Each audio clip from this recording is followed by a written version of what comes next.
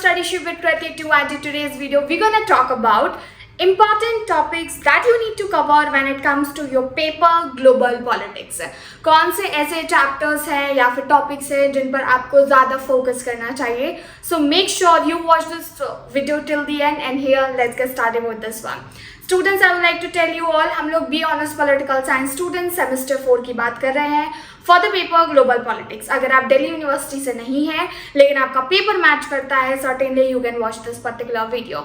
So basically there is a crash course also going on for sem 4 students. अगर आप register करना चाहते हैं आप कर सकते हैं.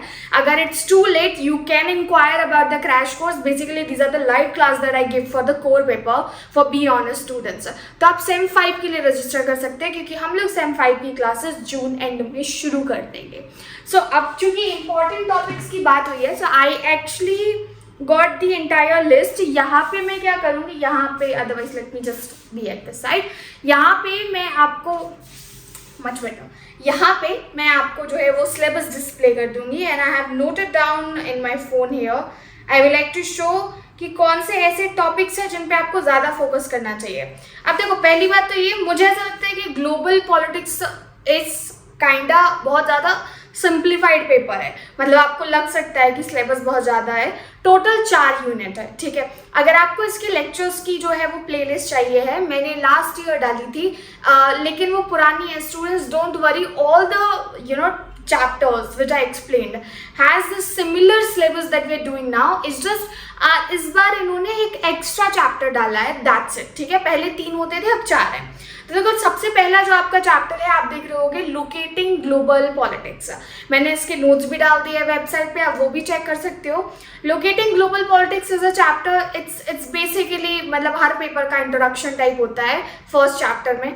आप चाहो तो इसको एंटायरली स्किप कर सकते हो, otherwise you can just go through this one, just read it, okay. Don't prepare as per exam and just directly go for the second unit. अब second unit in my opinion is going to be very important because आपका entire global politics is about how globalization and politics is related and is going to impact us. तो second chapter है आपका changing nature of global politics. अब देखो, इसमें 4 topic, चारों topic करने की जरूरत नहीं है आपको. You can either focus on globalisation to D globalisation and post globalisation.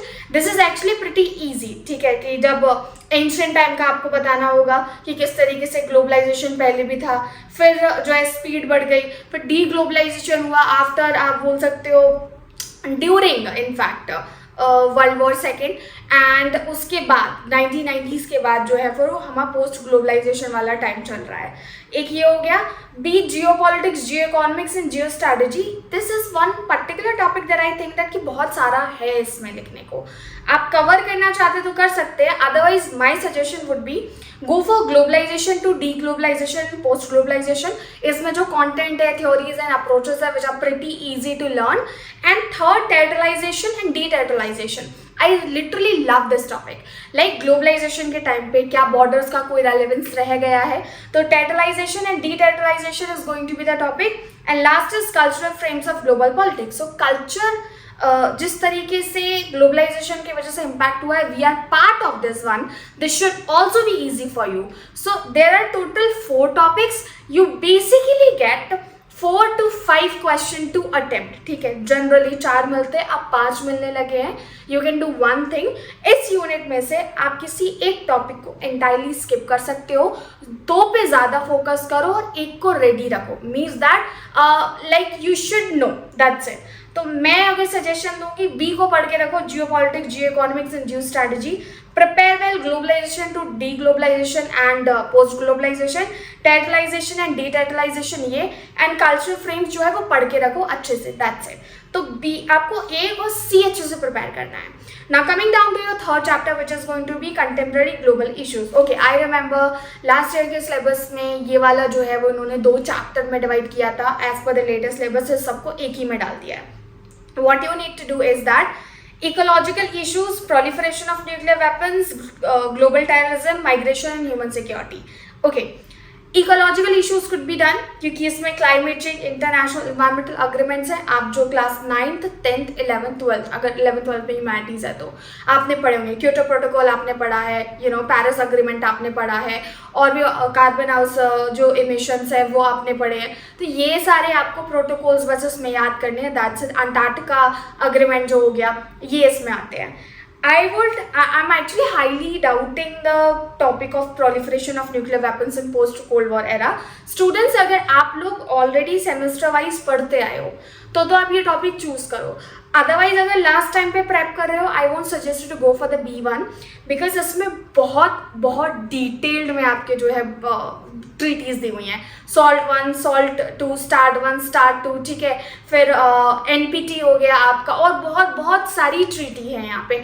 Mass destruction weapons related treaties हो गई. सो लाइक अगर आप प्रॉपर लिखने को बैठोगे तो 12 से 13 आपको ट्रीटी है जो बाय हार्ट पता होनी चाहिए.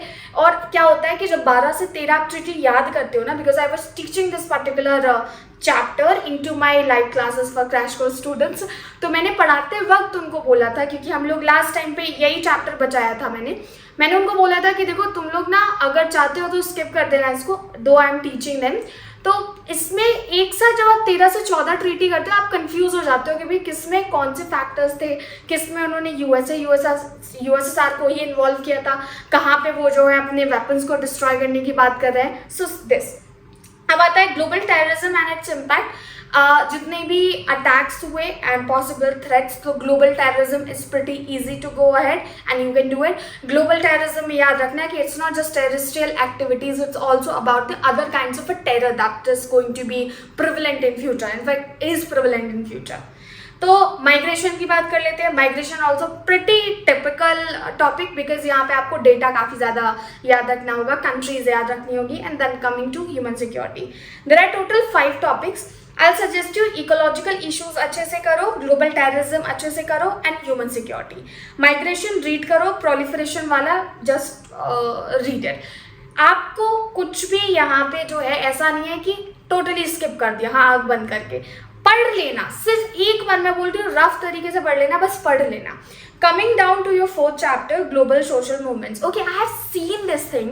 जो सोल ने नोट्स अपडेट किए थे, और जो मैंने, क्योंकि उसका मटेरियल भी मैंने अपने क्लासेस में यूज़ किया, और जो रीडिंग सजेस्ट की गई है, environmental movement, women movements and piece movement से ज़्यादा इसमें कंस्ट्रक्चरल जो कॉन्सेप्ट्स है ना वो दिए हैं.